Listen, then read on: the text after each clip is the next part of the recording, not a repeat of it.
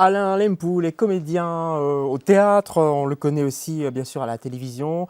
Il est par ailleurs à l'origine, entre autres, de l'agence artistique Sina. Bonsoir Alain Lempoul. Bonsoir. Merci d'être là avec nous. Avec grand plaisir. On va essayer de prendre le temps de vous connaître un petit peu. Je vous regarde, on vous suit depuis un certain temps ici à Bruxelles. Ça fait déjà pas mal de temps que vous écumez les planches, pour prendre une expression classique. Et vous vieillissez pas. Vous êtes éternel adolescent, vous êtes même habillé un peu comme un adolescent. Ah non, c'est une décision que j'ai prise il y a de nombreuses années. Ouais. Non, mais sans rire. Je n'ai évidemment aucune explication. De ça je suis plus âgé que je ne donne l'impression. Effectivement, je ne sais pas quoi vous dire. Il y a beaucoup de gens qui me disent ça. Évidemment, moi, je me vois vieillir quand même. Je le sens dans le dos, je le sens dans le visage, je le vois. Je ne fais rien de particulier. Oui, je suis sportif, je bouge beaucoup, je suis un nerveux, donc je brûle des calories, heureusement. Je fais un peu attention parce que sinon, ça irait très vite, surtout à mon âge. Non, voilà, ça fait 34 ans que je fais ce métier, depuis les années 80.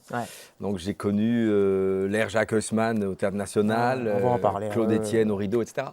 Et voilà, évidemment, j'ai été catalogué directement dans le jeune premier. Voilà, j'allais vous poser la question, est-ce que c'est à la fois gratifiant d'être jeune premier, est-ce que parfois c'est pas un tout petit peu bloquant pour une carrière? Oui, bloquant, non, je ne sais pas si c'est bloquant, mais en tout cas, c'est vrai que c'est pas toujours gratifiant parce que c'est le bellâtre qui n'a pas toujours un rôle, les auteurs n'ont pas toujours été très prolixes sur les personnages de jeunes premiers. Ce sont les amoureux transis de Shakespeare, de Molière, ah, comme je t'aime, etc. Et parfois, ça manque un petit peu d'épaisseur. Et donc, on voit les autres personnages, on dit, oh, j'aimerais bien jouer ça. Mais on se rend bien compte à 20 ans, 25 et 30 ans qu'on n'a pas ce physique-là et qu'on ne correspond pas à l'image que les gens se font du jeune premier. Donc j'ai eu plutôt tendance à être catalogué là-dedans au départ. Donc c'est un métier en fait dont le physique pas vous bloque, mais enfin dont le physique vous inscrit. Les gens ont besoin de mettre chacun dans des cases. Donc c'est très important. Encore plus au théâtre. Donc mon personnage, moi, ma personnalité, c'est un jeune premier, voilà, un éternel adolescent, quelqu'un qui vieillit en gardant un air un peu juvénile, spontané, un peu sportif, nerveux, etc. Voilà. Donc c'est normal quand il y a des personnages de ce style-là qu'on pense à moi. Alors c'est pour ça que parfois j'ai le plaisir de pouvoir faire d'autres types de personnages, parce que c'est important. On a envie de sortir de ces ornières, on a envie de montrer d'autres choses, parce qu'au-delà de l'apparence, on a en nous plein de choses à véhiculer. Évidemment. Et en fonction de l'auteur que nous défendons, on a envie de se faire ce personnage-là, mais on se dit, voilà que j'y aille parce que c'est un contre-emploi. Est-ce que vous essayez de casser votre image parfois ? Oui, bien sûr. Bien sûr. Moi, mon grand bonheur, c'est de pouvoir jouer des styles de spectacle diamétralement opposés. Donc, quand j'ai la chance de faire une comédie aux Galeries et en face de ça, de jouer Scène de la vie conjugale de Bergman, moi, je suis très heureux des deux côtés parce que je ne ferai pas une seule chose tout le temps. Ça, je ne pourrais pas. Vous savez, quand j'ai commencé, la grande mode, c'était d'être comédien à l'année dans un théâtre.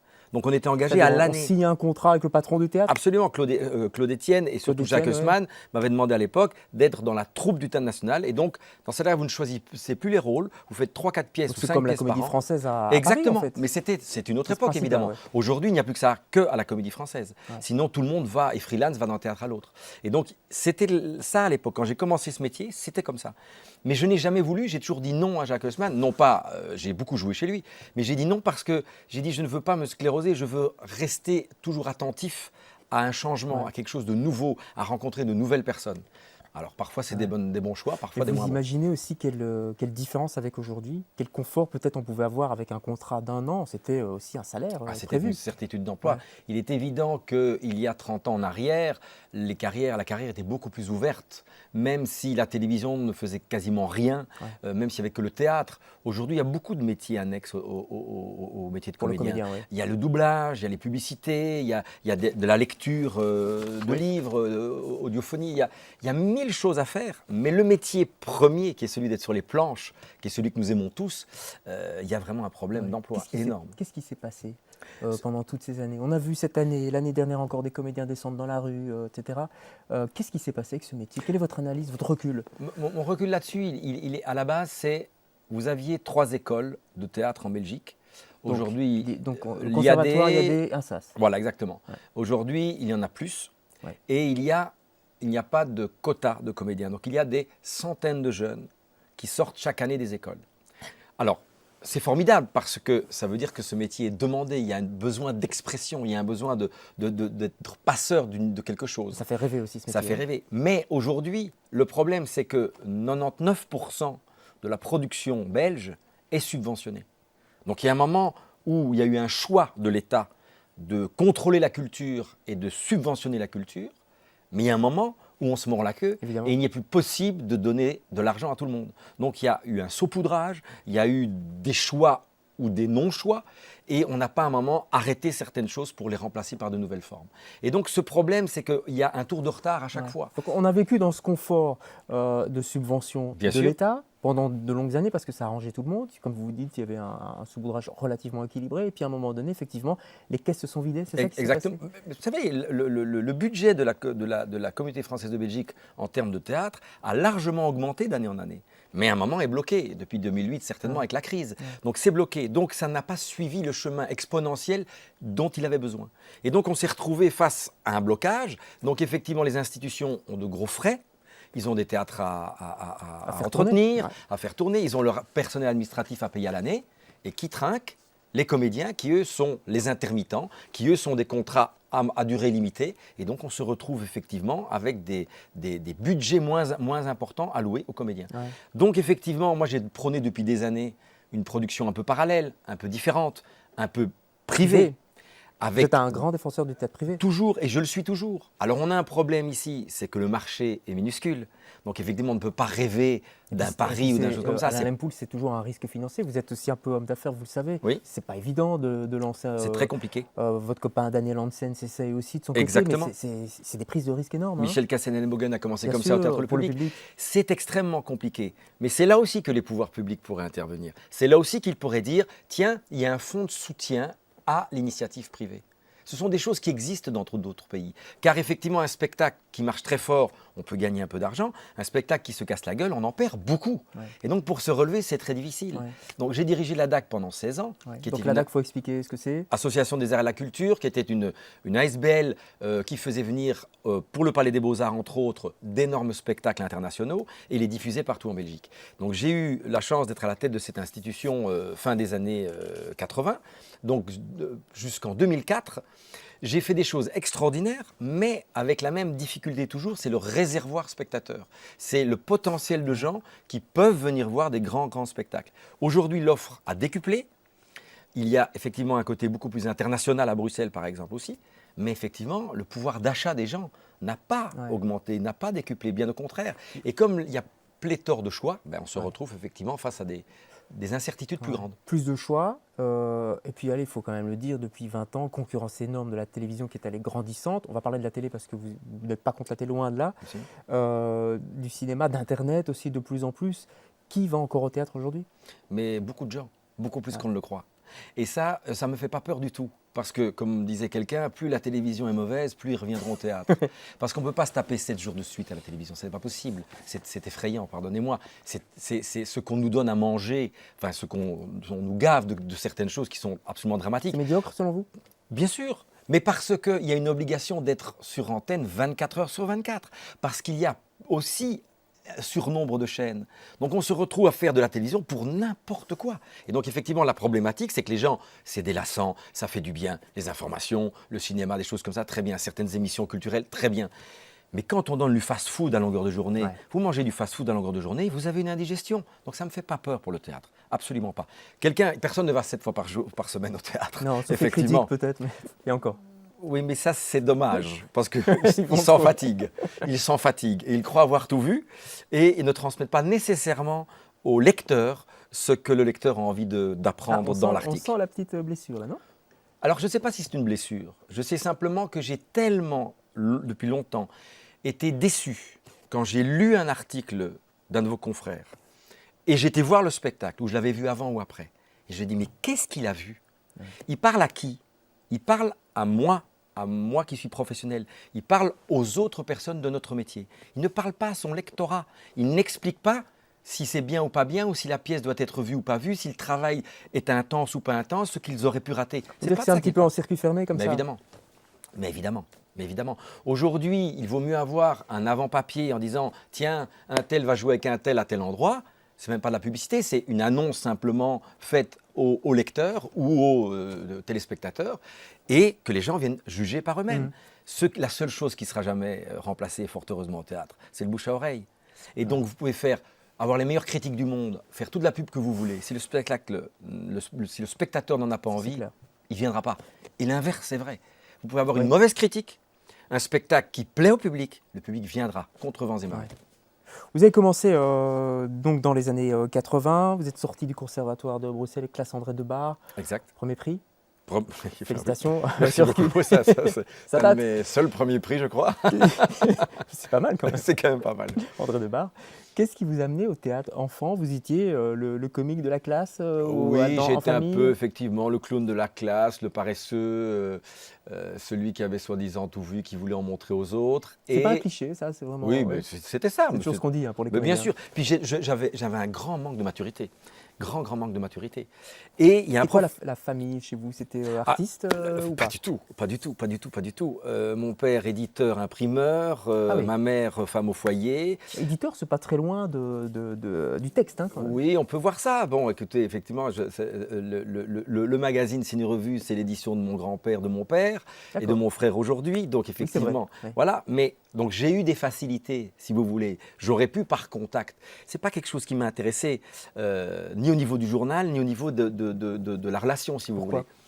Mais je ne sais pas, parce que je me suis toujours dit que quand j'ai commencé ce métier, je me suis très vite dit, mais bon Dieu, il y a quelque chose à faire ici. Il y a quelque chose de formidable ici à Bruxelles. C'est une ville à dimension humaine. Mes racines sont ici. J'ai l'impression que c'est ici qu'il faut que je fasse quelque chose. Alors évidemment, au départ, on pense au vedettariat, on pense à être reconnu, on pense à faire du cinéma, aller à Paris, etc. Surtout quand il y a des ciné-revues qui traînent à la maison. Exactement. Et qu'il y a les pages centrales, puisqu'à l'époque, c'était les pages centrales. Ça, je ne voulais pas parler de ça, mais bon. Non, mais c'est vrai. Mais c'est quelque chose qui, comment vous dire, c'est aussi un leurre, c'est aussi une image. Ouais. Quand je vois aujourd'hui, j'aurais pu prendre contact à Paris, aller faire carrière à Paris. Ouais. J'aurais réussi ou pas, je n'en sais rien. Beaucoup de vos copains l'ont fait. Oui, absolument. Mais très tard. C'est vrai. Je veux dire, dans les années 80, 90, pratiquement personne ne le faisait. C'est Benoît Poulvorde, Marie Gillin sont parmi les premiers à avoir osé. Aujourd'hui, il y en a plein, mais tant mieux, mais c'est magnifique. Je ne sais pas si c'est quelque chose que j'ai envie de faire. Je me dis, alors évidemment, on est dans notre petit pays, on a envie de parfois un peu d'air et de choses en plus, c'est vrai. Mais franchement, il y a du boulot ici à faire, il y a des choses à montrer et il y a un public extraordinaire. Donc ce sont des choses qui m'ont toujours tenu à cœur de garder... Ne dites pas que vous pensiez à ça quand vous aviez 14-15 ans. Non, pas du tout. Non, à l'époque de l'école, il y a un professeur de français, Jacques Kreuter, qui m'a dit, viens, on fait une pièce chaque année, tu vas venir jouer un rôle. Très bien, moi tout ce qui m'intéressait, c'était de brosser les cours, donc c'était parfait. Ouais. J'ai joué L'Oiseau vert de Gozzi, je jouais un poète, amusant. Et à la fin de ce premier spectacle, il me dit, l'année suivante, je vais monter Harlequin, valet de 2 mètres, et tu vas jouer Harlequin. Goldoni. Exactement. Ouais. Et mon père, qui est un fou de théâtre, ça, il faut connaître, mon père est un fou de théâtre. Ça aide, évidemment. Il va tout voir, il m'a remis des pièces magnifiques. Il m'emmène voir la Commedia dell'arte, comme la tradition est perpétuée, par le Piccolo Teatro de Milan, Giorgio Sailer, à l'Odéon à Paris. Ça, c'est un bon vaccin, enfin c'est un bon début. Et j'ai 16 ans. Ouais. En italien, 3h30 de spectacle, et je reste comme ça. Je suis subjugué par ce que je vois. Je comprends un quart et je suis subjugué par ce que je vois, par le phénomène. Je retourne à Bruxelles, je vois ce professeur Jacques Kreuter, je dis attends, toi tu es complètement fou, il faut que tu oublies tout de suite, je suis incapable de faire ça. Mais non, tu vas voir, on va faire ça d'autre manière. Et j'ai joué ça avec bonheur. C'est là, sur scène, qu'un jour je me suis dit, c'est extraordinaire cette sensation d'avoir le public. Là, je vais les faire rire. Ouah, ils rient. Non, là, je ne veux pas les faire rire. Ah, ils rient pas. C'est une sensation indéfinissable, extraordinaire. Et j'ai dit à ce moment-là à mon père, papa, je veux faire du théâtre. Et il m'a répondu, il n'y a aucun problème, tu feras le droit. Et comme ça, c'est un problème réglé. C'est un peu du théâtre aussi parfois. C'est un peu du théâtre aussi. J'ai fait une bonne heure de droit. Et une bonne heure de droit, c'est ça. Et tout le reste de travers, comme dirait Coluche. Et c'est ça, voilà. Ce n'est pas du tout mon truc. Je ne suis pas un théoricien. Je suis un praticien, complètement. D'accord. Est-ce que vous aviez un don ou est-ce que ça se travaille? Est-ce que, pour le dire autrement, est-ce que vous aviez des facilités quand vous êtes entré au conservatoire? C'est pas évident le conservatoire. Alors, si je reprends ce que m'a dit André Debars, après m'avoir accepté à l'examen d'entrée, il m'a dit, dans Harlequin, valet de 2 mètres, que j'avais donc pour moi préparé, joué 7-8 fois, j'étais le king. Il m'a dit, j'ai jamais vu un cabot comme toi. D'accord. Et Christian Labo m'avait préparé pour une deuxième scène. puisqu'il venait du même professeur de l'école. Donc j'avais demandé à Christian Labo de me faire répéter « Il pleut dans ma maison » de Paul Willems. Un personnage très différent, très introverti. Beaucoup plus intérieur, quoi. Tout Beaucoup à fait plus- intérieur, avec sa petite mallette, son petit col serré, etc. Et j'avais fait cette deuxième scène.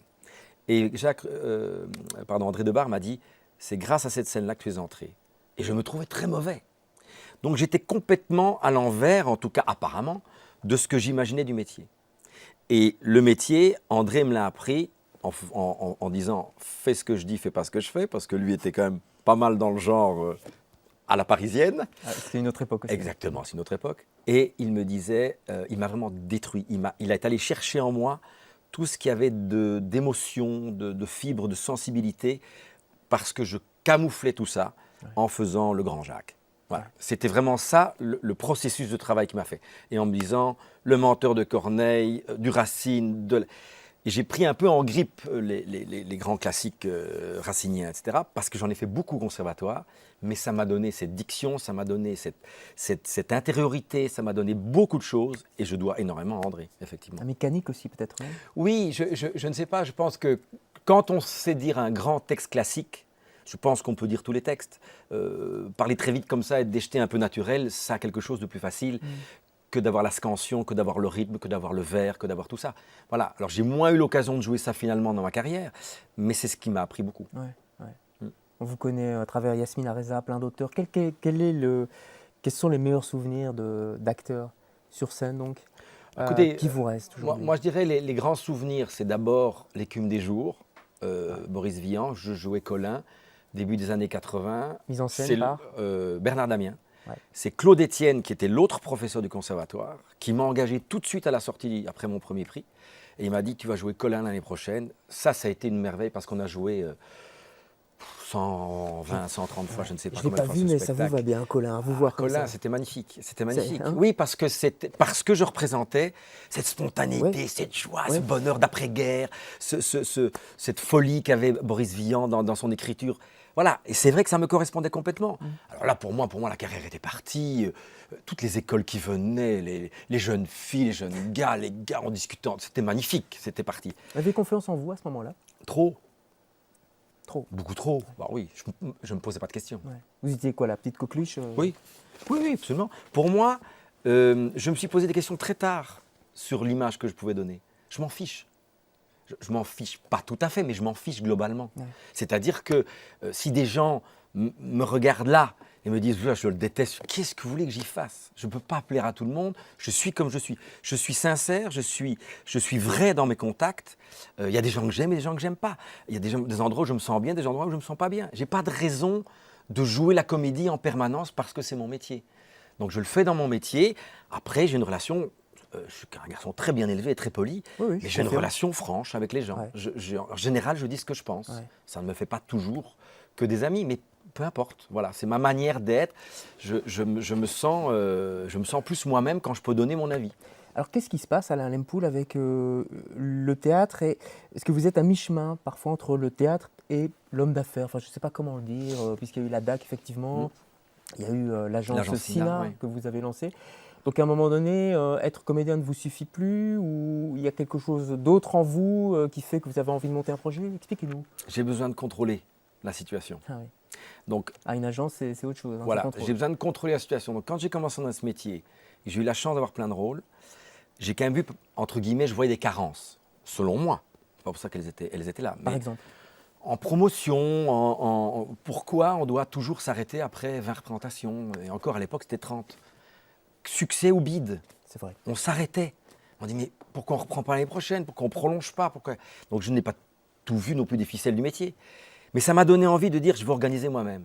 Et donc la première pièce que j'ai faite, c'était avec André Debar. J'ai engagé mon maître, André Debar, ça s'appelait 6 € plus tard. Pièce de Marc Perrier. Pièce que m'avait recommandé mon père. Mon père avait été dans un tout petit théâtre à Paris, le Lucernaire.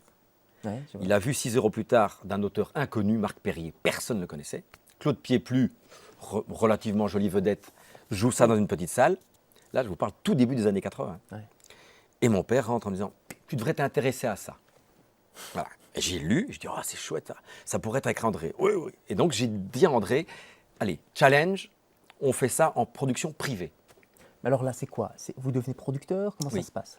Alors, Vous j'avais créé cette changez agence. de costume, là, hein? Oui, je change de costume, mais il est totalement complémentaire.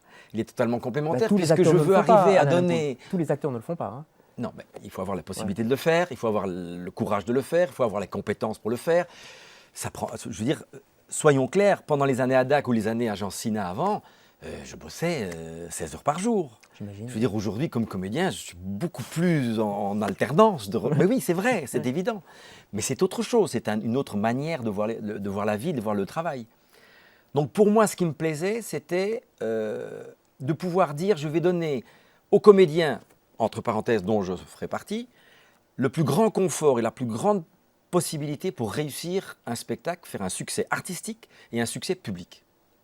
Parce qu'il faut voir aussi dans les années 80, le privé était totalement, immédiatement catalogué dans basique commercial. On va mettre un t-shirt avec le sponsor marqué dessus. C'est resté longtemps, hein, ça. C'est resté très longtemps comme ça. Aujourd'hui, ça a bien changé. Ouais. Mais donc, effectivement, j'ai eu j'étais avec ma petite mallette et j'allais voir les sponsors, les annonceurs pour vendre des places, pour faire des soirées privées, pour mettre, à l'époque, c'était le début aussi des annonces. C'était, enfin, je ne vais pas citer les noms ici, mais il y avait des annonceurs, une marque de computer, un gars qui m'a suivi, qui a mis des sous dans le spectacle, que j'ai revu plusieurs fois.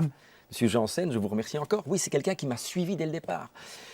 Début des années 90, ce que j'ai fait aussi, les premiers spectacles qui sont passés à la télévision et où il y a un accord entre les télévisions et une entité spectacle, c'était avec la DAC, Jean-Charles de Kayser et moi qui avons passé un accord avec RTL pour le Cirque de Moscou, où les artistes, enfin les animateurs de la télévision faisaient des numéros, comme un peu le Gala de l'Union. Voilà, c'est des choses comme ça que je me suis dit, pourquoi pas entreprendre ça? Et donc, quand j'ai joué cette première pièce qui a été un succès incroyable, 6 euros plus tard, où j'étais parti sur un slogan publicitaire. Debar est connu, moi pas. Marc Perrier n'est pas connu. J'ai loué la salle du Palais des Beaux-Arts, la petite salle. Oui. Et je dis, il faut faire une image choc. Et l'image choc, c'était, moi, j'étais très inspiré par les affiches de cinéma à l'époque. Oui. Et je suis parti du slogan 6 euros plus tard, quand le théâtre fait son cinéma. Et j'étais parti, moi, en smoking, revolver au poing, tenant en joue, André Debar en pyjama ligoté. À la fois drôle et à la fois interpellant. Voilà, exactement. Donc ça attire, ça attire. Et voilà, et c'est parti. Enfin, il n'y a pas que ça, mais je veux dire que c'est de la pub, ça. J'ai pas d'abonnés. La mèche a pris. Incroyable, mais immédiatement, c'était fou. Et donc on a joué. C'est là que M. Harty, directeur de la DAC à l'époque, est venu me voir et m'a dit, il m'a engagé, quoi. Globalement, je résume, il m'a engagé à la DAC. Alors, bon, vous n'êtes pas resté, voilà, vous faites votre chemin, vous êtes toujours comédien. Vous auriez pu vous dire à un moment donné, tant mieux d'ailleurs, c'est pas un reproche. Non, je ne le prends pas comme tel. Ne frappez pas. Mais vous auriez pu vous dire, moi c'est tout, je gère une agence artistique, point barre, je suis directeur d'une agence artistique, je ne fais plus que ça. Pourquoi vous voulez garder un pied sur les planches? Il y a quand même quelque chose qui vous tient encore, non? À l'époque de la DAC, 70% de mon travail était administratif. Même si je voyageais dans le monde entier pour voir des spectacles, pour négocier, etc. Mais ça restait un travail administratif à 70%. Ça m'a fatigué beaucoup. Oui, j'imagine. Ça m'a fatigué beaucoup. Moi, à l'époque de la DAC, quand je jouais des pièces de théâtre, comme Art ou des choses comme ça, c'était ma récréation. J'étais crevé, mais c'était ma récréation. Oh mon Dieu, ouf, je n'ai plus qu'à jouer sur scène. Et les autres comédiens, allez, ce soir on doit y aller. Hein. Moi, c'était ma récré. C'était fou. C'était fou. Ah oui, complètement. Complètement. Ah, c'était important pour moi. J'avais besoin de ça. Et c'est vrai que aussi, j'ai pu amener quand même à la DAC ce qu'il ne faisait pas avant, c'est des productions belges. On a remonté Bosmat et Coponol, on a fait chez Willy, on a fait des tas de choses comme ça, où quand même il y a un public qui a suivi, où il se dit tiens, il se passe quelque chose. Et quand Daniel Hansens aujourd'hui fait ce qu'il fait en production privée, ben, il y a un public qui suit en disant ah, ça vient de là, oui, il y a une filiation. Je n'ai rien inventé, je veux dire que le théâtre privé existe partout, sauf à Bruxelles, je veux dire, on est où là? Un dernier mot, il nous reste malheureusement 2 minutes. Oui, je parle beaucoup. Un mot, mais c'est pas grave, il vaut mieux ça que le contraire. Un mot sur Jacqueline Beer. Oui. Vous jouez cette rentrée avec Jacqueline Beer. C'est quand même quelqu'un d'énorme, si je puis dire. Je ne trouve même pas les mots. C'est un gigantesque cadeau que je me suis octroyé. Ouais. Voilà. Je ne peux pas dire autrement. On se connaît depuis très longtemps, Jacqueline et moi. J'ai travaillé avec elle, je l'ai produite 2 fois, Oscar et la Dame Rose, La Calas aussi, son fils qui l'avait mis en scène. Oui. Et on a une grande amitié et depuis des années, on se dit ce serait quand même bien de trouver un jour quelque chose qui... Mais on ne trouvait pas la pièce. Et puis Jacqueline Beer est très exigeante, et je peux le comprendre. Donc j'ai lu, je lui ai donné des pièces, on a essayé, pas trouvé. Et puis un jour, je tombe sur Conversation avec ma mère. Bah et je dis, Jacqueline, là, je crois qu'on tient notre pièce. Donc là, en lisant, Ah vous oui, vous oui, dites là, c'est elle. en la lisant, je fais ça. Ah, ça y est, je l'ai. Parce qu'on cherchait non seulement une belle pièce, mais dont une pièce où les rapports seraient extrêmement forts. Pas spécialement mère-fils, pas spécialement. Mais il fallait des rapports très forts. Qu'ils soient conflictuels ou pas, il fallait des rapports puissants entre les deux personnages. Et ça, c'est ce que j'ai trouvé dans cette pièce. Et c'est ce que Jacqueline apparemment a trouvé aussi, puisqu'elle a accepté de faire ce spectacle que nous jouons là au Théâtre Le Public pour le moment. Voilà, c'est grand cadeau. Et j'ai vraiment pas l'impression, j'apprends mon métier. J'apprends mon métier, je vois cette dame qui a je ne sais pas combien d'années d'avance sur moi, qui est la grande dame du théâtre belge. Je suis avec elle en scène, c'est une fierté, mais c'est surtout un professionnel qui est en face d'elle, en train de me dire qu'est-ce que je peux prendre, où est-ce que je peux gagner, il n'y a pas de combat, parce que parfois on se dit on doit se battre avec elle. Pas du tout. On est dans l'émulation l'un l'autre. Et ça, c'est merveilleux. Qu'est-ce que vous apprenez encore aujourd'hui? Ben, on apprend tous les jours. On n'arrête pas. On est parfois nous-mêmes surpris par des émotions qui nous viennent ou par des manières de dire qui nous viennent en jouant. Et ce sera ma dernière question, qu'est-ce que le théâtre vous a appris sur vous, sur votre vie? C'est une psychanalyse irremplaçable. Ouais. Ça me coûte 0 francs en psychiatre, en psychanalyste. Ça me coûte rien. Je fais ma thérapie personnelle. C'est-à-dire que grâce aux auteurs que je joue ou aux textes que je lis et que j'ai envie de jouer, je me dis, voilà, il y a un cheminement. Ça me donne, si vous voulez, ce recul que nous n'avons pas sur nous-mêmes. Donc je lis ça, je dis, mais j'ai déjà vécu cette situation, mais c'est moi ça, c'est moi ça. Heureusement, je me protège derrière tel personnage, mais c'est moi. Et donc du coup, j'arrive à analyser, je m'auto-analyse. Je veux dire, ça apprend ça. Ça permet d'avoir du recul. Et ça marche, à vous voir. Merci beaucoup. Je ne sais pas. J'ai l'impression. Merci, Alain gentil. Lepouze. Merci beaucoup. beaucoup.